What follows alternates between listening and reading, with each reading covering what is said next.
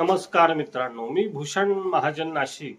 आज आपण खग्रास चंद्रग्रहण त्याविषयी माहिती घेऊ। चंद्रग्रहण कधी सुरू होतंय, त्याचे नियम कधी पालन करावे याविषयी आपण सविस्तर या व्हिडिओच्या माध्यमातून बोलू। तर ग्रहण 7 सप्टेंबर रोजी आहे आणि या ग्रहण पूर्ण भारतभर दिसत असल्याने सर्वांनी याचे नियम पालन करणं आवश्यक आहे। आणि तत्पूर्वीही शरीर धर्म, प्रकृती आणि श्रद्धाभाव असेल, त्या समर्थ असेल तरच नियमांचा अट्टहास करावा, नियमांचं पालन करावं। तिथे श्रद्धाभावही आवश्यक आहे, हे महत्वाचं आहे। तर ग्रहण 7 सप्टेंबर 2025 रोजी आहे, म्हणजेच उद्या चंद्रग्रहण आहे। ग्रहणाचा स्पर्श म्हणजे ग्रहणाचा आरंभ कधी होणार आहे, तर 9:57 म्हणजे रात्री 9:57 वाजता ग्रहणाला स्पर्श म्हणजे सुरुवात होणार आहे। सम्मिलन कधी होणार आहे, तर रात्री 11 वाजता होणार आहे।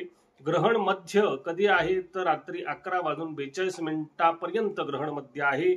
त्यानंतर ग्रहण सुटायचं म्हणजे ग्रहण मिलन कधी आहे, तर 12:23 रात्री आहे आणि ग्रहण मोक्ष 1:27 आहे। आणि ग्रहणाचा एकूण मुख्य काळ म्हणजे पर्व काळ किती आहे, तर 3 तास 30 मिनिटं एवढ्या इथपर्यंत ग्रहणाचा एकूण पर्वकाल आहे। या पर्वकालामध्ये आपण नियमांचं पालन कटाक्षाने करायचं आहे। एकूण तास किती, तर 3 तास 30 मिनिटं 9:57 पासून ते 1:27 पर्यंत ग्रहणाचं नियमांचं कटाक्षाने पालन होणं आवश्यक आहे। इथेही अट्टहास नको, शरीर धर्म प्रकृती सांभाळून नियमांचं पालन आपल्याला करायचं आहे। एकूण पर्वकाल 3 तास 30 मिनिटं आहे। यामध्ये आपण नामस्मरण करू शकता, जप करू शकता, धार्मिक विधी म्हणजे अनुष्ठानही करू शकता। एकूण पर्वकालामध्ये आवश्यक कर्म आपण करू शकता, धर्मकर्म करू शकता। त्याचं पुण्य हे शतपटीने आपल्याला प्राप्त होत असतं, मंत्र सिद्ध होत असतात। एकूण पर्वकाल 3 तास 3 मिनिटं। आणि मग ग्रहणाचे वेद कधीपासून पालन करायचे, जर सशक्त आहे, प्रकृती स्वास्थ्य उत्तम आहे, अशा व्यक्तींनी दुपारी 12:15 पासून वेदादी नियमांचं पालन करायचं आहे। त्यामध्ये अन्न पदार्थ भक्षण करणं, मलमूत्र विसर्जन करणं या गोष्टींचा त्याग आहे, पण प्रकृती सांभाळून या गोष्टी करायच्या आहेत। जे सशक्त आहे त्यांच्यासाठी 12:15 पासून वेदाचा पालन करायचं, रात्री 1:27 पर्यंत। आणि जे बाल आहे, वृद्ध आहे, अशक्त आहे, आजारी आहे आणि विशेष करून ज्या गर्भवती स्त्रिया आहेत, त्यांनी वेदाचं पालन कधीपासून करायचं, तर 5:15 सायंकाळी 5:15 वेदाचं पालन करायचं। यामध्ये भाजणं, चिरणं, कापणं, जेवण करणं, अन्न पदार्थ भक्षण करणं या गोष्टी 5:15च्या आत करायच्या आहे। 5:15 नंतर मग नियमांचं पालन करायचं आहे।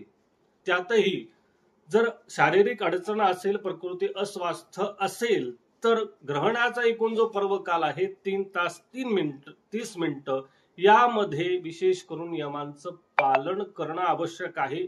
जे अशक्त आहेत, जे नियमांचं पालन करू शकत नाही, विशेष करून गर्भवती स्त्रियांसाठी 3 तास 30 मिनिटं ग्रहणाचा एकूण पर्वकाल हा नियमांचं पालन करायचं आहे। अशा प्रकारे ग्रहण आहे।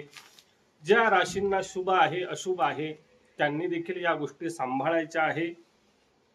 तर मेष, वृषभ, कन्या, धनु या राशींना शुभ फल आहे। मिथुन, सिंह, तुला, मकर या राशींना मिश्र फल आहे। कर्क, वृश्चिक, कुंभ, मीन या राशींना अनिष्ट फल आहे। त्यामुळे राशी परत्वे फल हे मी तुम्हाला सांगितलं। आणि त्यापुढे ज्या व्यक्तींना अशा प्रकारचं अशुभ फल असेल, त्यांनी ग्रहण पाहू नये, कटाक्षाने टाळावे। गर्भवती स्त्रियांनी ग्रहण पाहू नये, पाहायचं नाही। अशा प्रकारे एकूण एक ग्रहण आहे। आपल्याला संधी आहे की धार्मिक कृती, धर्मविधी, नामस्मरण, जप, अनुष्ठान करून या ग्रहण काळाचा, पर्व काळाचा लाभ आपण घ्यायचा। एकूण पर्वकाल, मुख्य पर्वकाळ आपण नियमांचं पालन करायचं। त्याही पुढे सांगतो, कुठलाही प्रकारचा अट्टहास करू नये, श्रद्धा भावनेने नियमांचं पालन करायचं आहे। याविषयी आपण बोललो। ग्रहणाविषयी अजून काही शंका असेल तर आपण मला कळवू शकता, त्याचं उत्तर मी तुम्हाला नक्की देईल। पुन्हा भेटू, धन्यवाद।